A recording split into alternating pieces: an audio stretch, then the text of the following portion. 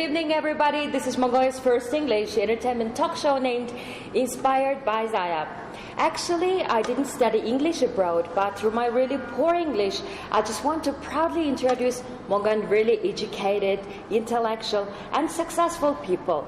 That is why today I'm inviting this really special gentleman. Thanks for coming, Mr. Dэмбэрэл. Thank you for inviting. Too big for me, but it's my very good opportunity to see you and to talk. Thank you so much. You're very welcome. So how is your work going? You must be very busy, right? Yes, as an MP, I have to work all the time. I'm still working because this is my duty and I have to. Too much serious? Yeah. It's okay. Please don't have to be so serious, okay? Okay, tell me about yourself. Everybody knows that you're really serious man and also involved in the political sector so many years. And so tell me about yourself. Actually, I'm mostly engaged in economic sectors. Economic sector, right. If you look into my Twitter account, there will be economist by profession, politician by circumstances. So Really? That's how I named myself. Perfect, right. So I am product of socialist time. I mean, in terms of learning my English, I sometimes say I'm gross domestic product. I'm purely domestic product. Right. So therefore, my pronunciation, whatever, I learned English during the socialist time, when, for example, there was no so much books, no education, no entertainment, no English, any edition, whatever environment. Yes. So therefore, before I start and talk about it, I'm talking about because you said inspired by that. I'm already inspired, so I have to talk. That's great. Yeah, you have Anyway, to talk. I'm son of the big truck driver. My father is a very famous man. He was hero of labor in Mongolia, and he was a millionaire in terms of the tons kilometers. So that means that he had devoted his entire life to very difficult job, which is driver. Yes, that's Hard true. truck, big truck driver. My mother was mother of 8 children, so I'm somewhere in between, in the middle. So therefore, she devoted all her life to make from us as a people. So my autobiography is so simple that I can stop now.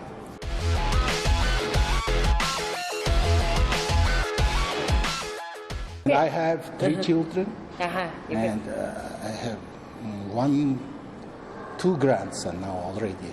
You already became the latest grandson just 2 months old. Ago. So 2 months old. So now my free time is entirely to these 2 small people.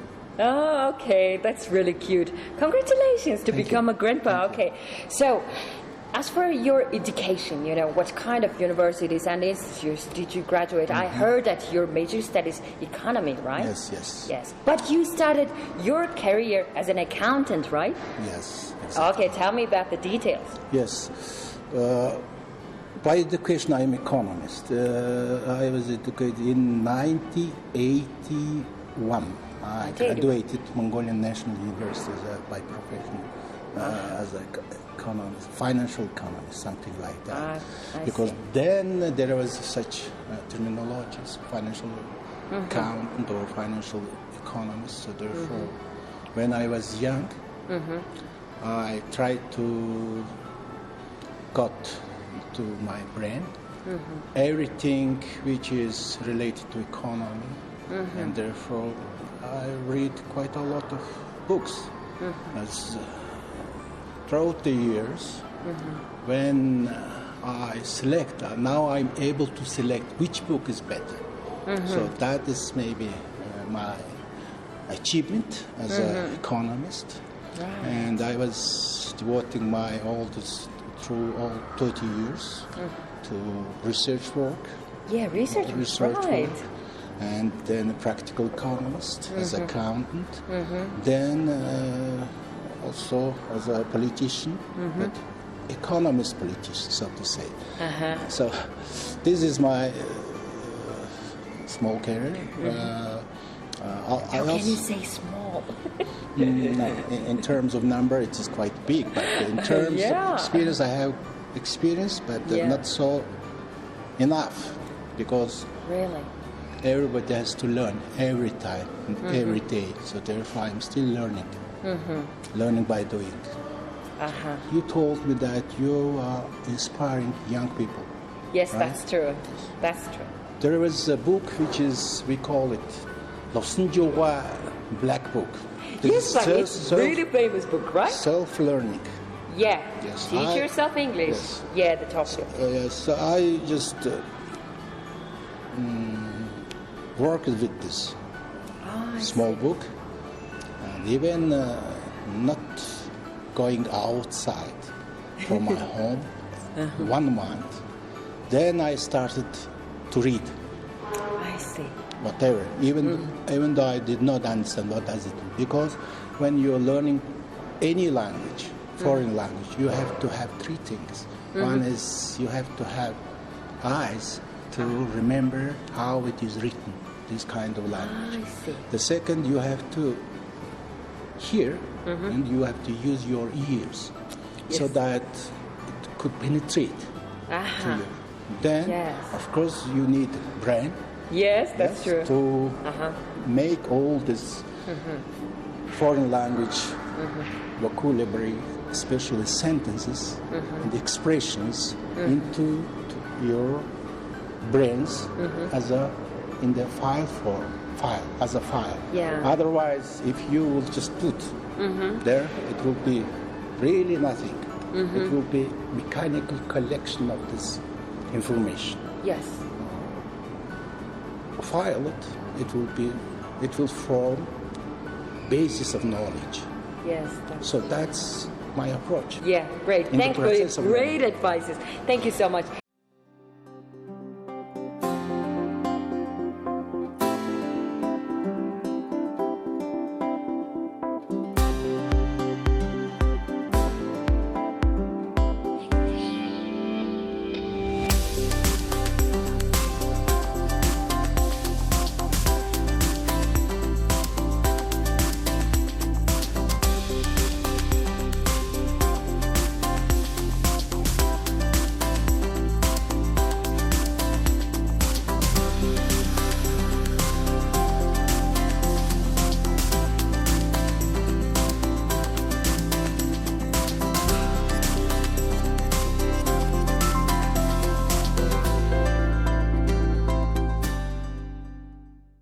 Ladies and gentlemen, you are watching Inspired by Zaya English Entertainment Talk Show. Our talk show is reaching to you from California restaurant that locates on 3rd floor of Mongol complex. Today I'm meeting with this really serious man. Okay, I have to ask this question because everybody knows, and Mongolian people, you know that you worked as a chairman of Mongol National Chamber of Commerce and Industry. So please share that memory. It's, understanding of inseparable understanding of you, right? Yes. So tell me about that memory. Yes. Yeah? I'm chairman and CEO, Chief Executive Officer. Yes. So I was working in this post more than 12 years. More than 12 I was re-elected 3 times or 4 times, but even I don't remember. But anyway, I served all my good years to this agency, which serves the business community, whether it is micro, whether it is small and medium and large. So in short, I was spending almost 15 years of my lifetime to form and to develop a young, non-experienced private sector of Mongolia, which is engine of growth, engine of this economic growth. So therefore, and I was trying to, develop not only this privacy, also to develop dialogue. I see. Dialogue bridge between government sector and the private sector, right. The traditional approach was like this. Government is much more smarter than private sector. That was kind of this thinking, which is not true. So therefore, and the government was thinking that it is much smarter than market, because the private sector is the operators or actors of the market. So they have to bring their voices to the government decision-making process. So I was then bridge. Yeah, that's So therefore, in order to be bridge, you have to be just mechanical bridge. You have to have knowledge, much more knowledge than the government. Meaning that you have to know pulse of the private sector, what they think, what they suffering, and how they are, developing, etc. And also you have to know the difficult decision-making roadmap of the government structure. Right. And you have to know behavior of the policymakers.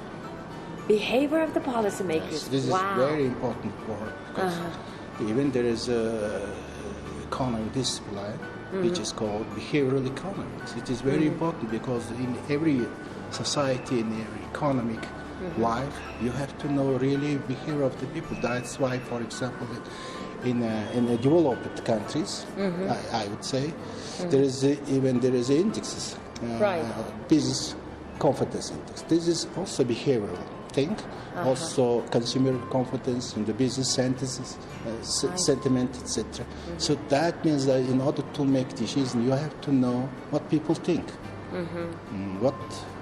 how they evaluate the environment they are living in. I mean business, right? Right. So therefore, if you want to make good quality decision, you have to ask the people. So that's why, although not everybody understands my expression, but what I'm saying is politicians should have very big ear to listen. Yes. And also politicians should have very big heart to what they are saying. It should not go directly to your mind. It should go to your heart. Really? So that you can understand concerns of the people. Then you could formulate your policy in your third component, which is called brain, but there should be the filed knowledge, filed information. Otherwise it will be just mechanical, as I said. Yeah, you mentioned before, right. Which is useless. Yeah. You always, worked at really serious positions, like chairman of Chamber of Commerce, right, and also MP. So, how these really serious positions changed your attitude and your behavior? Actually, it did not change so much. Are you sure? No, what I'm going to explain. Okay. Of course, maybe 20 years ago, my knowledge, my mindset, my approach to things are very different. But throughout the year, you will gain experience and you will share it with the people and you will learn from the people, from the environment, so that when you grow up, not biologically, as a politician, as a kind of this private sector leader, you have to have the process, which is, I just simply, it is learning by doing process. So I was learning by doing my chamber job, doing this parliament job. So that may be affected in certain extent to my maybe seriousness of considering things. Yes. Meaning that I was not naive, of course, but naive element was always in each age of the people. this is good thing. Yeah. Even though you are very old age, if there will be some naiveness, it will be very good.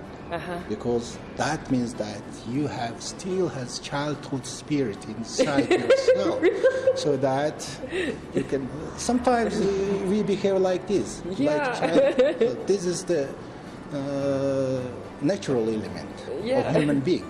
Yes, that's true. By the way, can I ask your age? Yes, I'm going to 60. But you look so younger. What is the main reason of that? A very good compliment.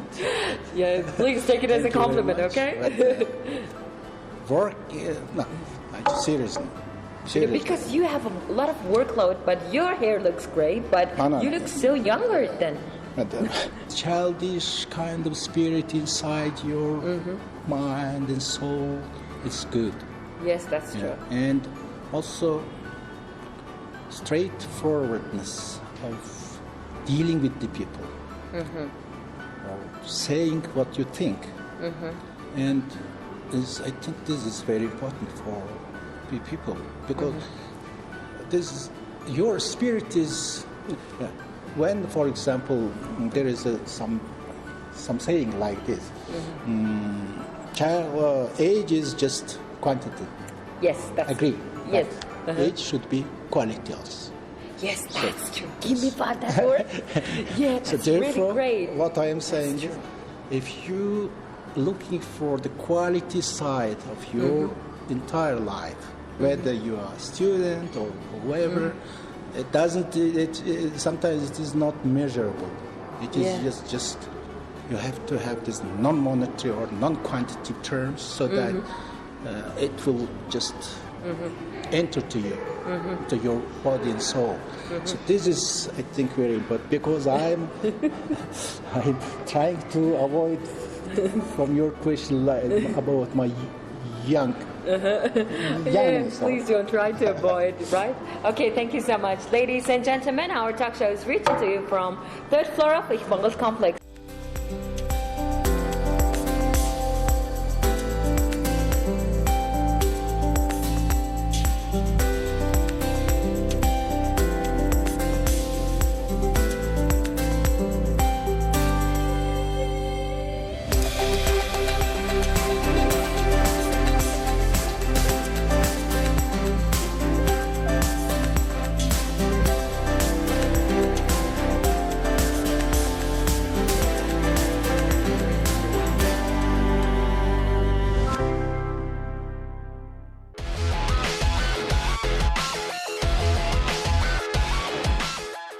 Okay, next question would be, of course, about your family, Tell me about your wife and tell me about your kids, children, what do they do? Everybody's really interested about it. Yeah, first of all, I would say about using this economy, division of labor, this famous Adam Smith term in 19th century, 18th century. Right. So in my family, I'm formal boss or chairman. Really? But chief executive officer, who knows everything, is my wife. Wow, that's really nice. I'm trying to see longer vision of my family, right? Yes, that's and the strategy. It is so-called strategy, right? Tactical and medium and short term, all tasks and responsibility are taken by my wife. Yes, daily life, right? So my wife likes it, because I'm not, as a government, I'm not intervening her job. She's as a market, she should be free.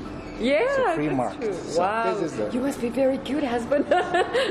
And I have 3 children, as I said, and 2 What do they do, Yeah, they are quite good and educated, but like me, 2 of them domestic product, because I insisted that they should learn first Mongolian environment. It is not about the learning, it is about the environment. They have to really deal with these young people, so that to enter their environment,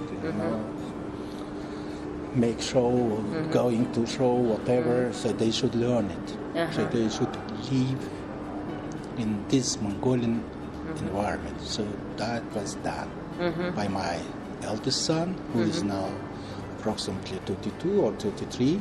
Right. Yes, he's now, he used to work for the government. Right, Now I see.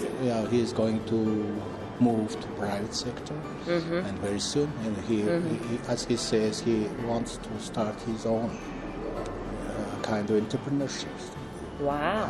Skills. And my daughter is working for a private company. She was educated in U.S. And I don't know, even I don't remember where she learned, but anyway, she's in U.S.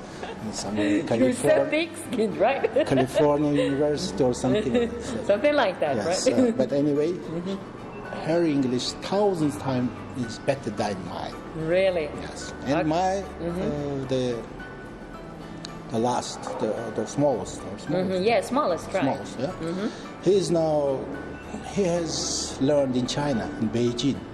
I see. As a foreign trade or something like that, and he has a very good command, of course, in Chinese, and he has a really good talent to learn. That is, the young people should be inspired by him, maybe, not by me, because he is learning by himself Korean language. He can perfectly speak, and to a certain extent can write.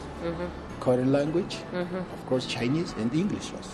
Yeah, wow, great. Self-learner.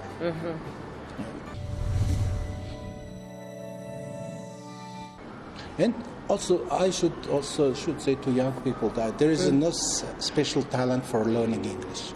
Yes, that's true. There is no special person. Everybody is the same. Yes, but everybody. You have to have, first of all, very, very big willingness to learn. Yes, that's true. All the time. And Please, guys. Not just willingness. Yeah. For example, when I was a student, I was living in a 12th district. We call it Mikr. Right? Yes. Mikr.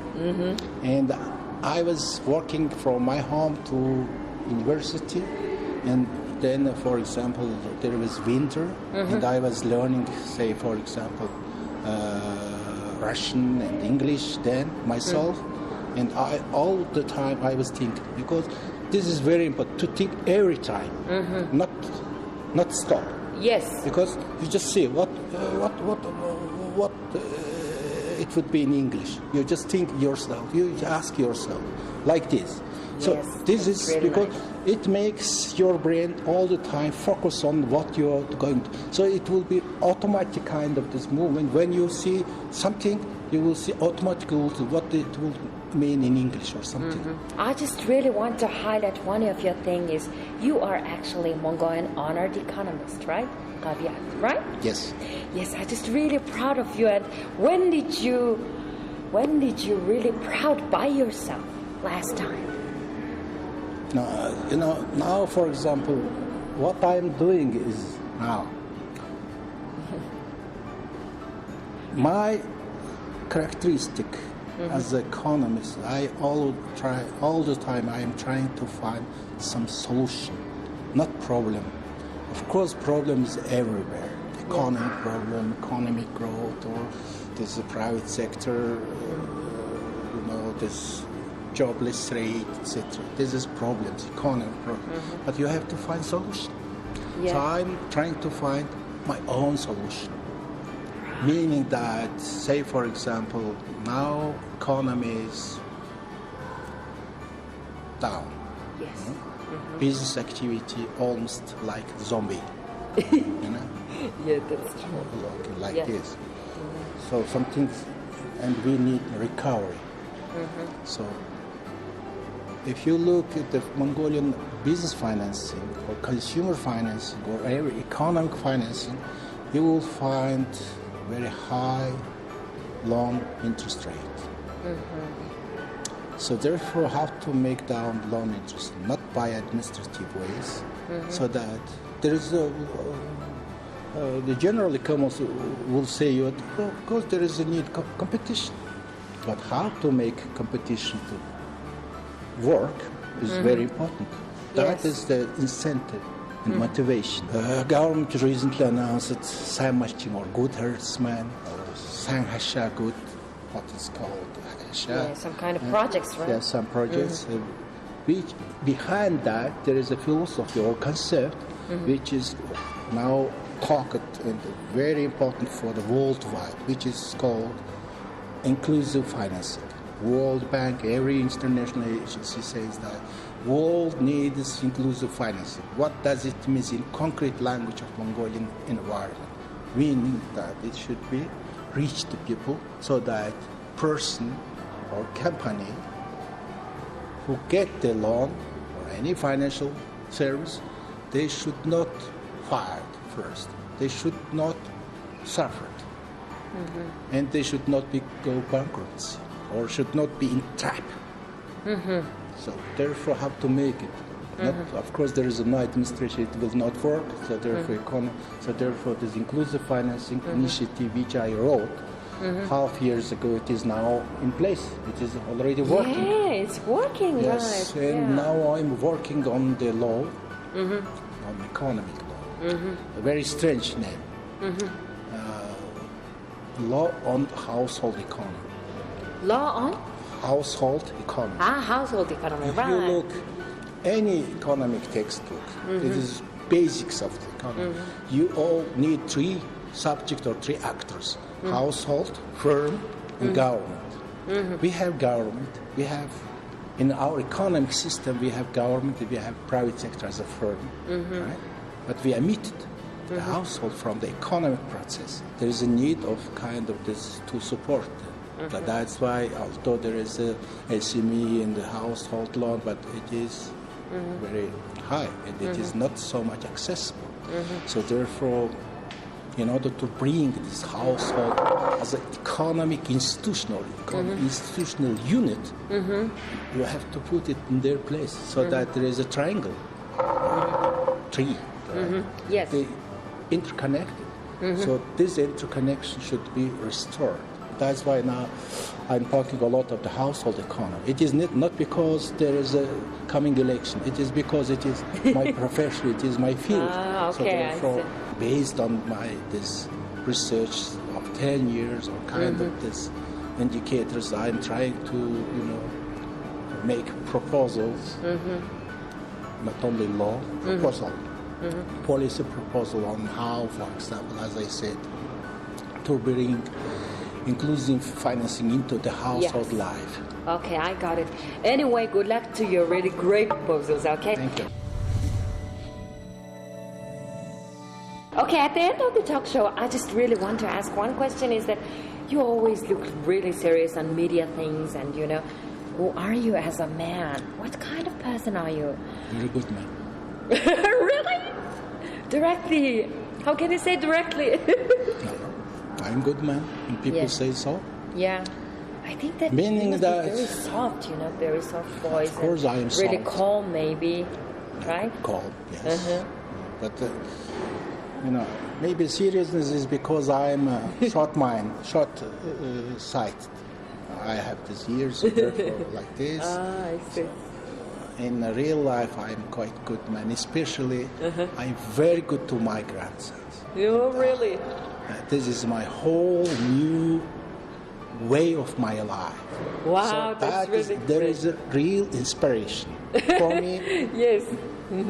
These two small kids are my real inspiration. As I said, this is my second wave of my life. Life, right. And it is started. Yes. I'm happy. That's why I'm a good man. Yeah, really great. I'm observing that you must be very sense of humor, right?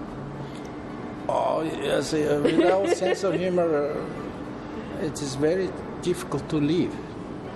If when you say something just in humor way, if they don't understand, you will suffer. That's the biggest suffer.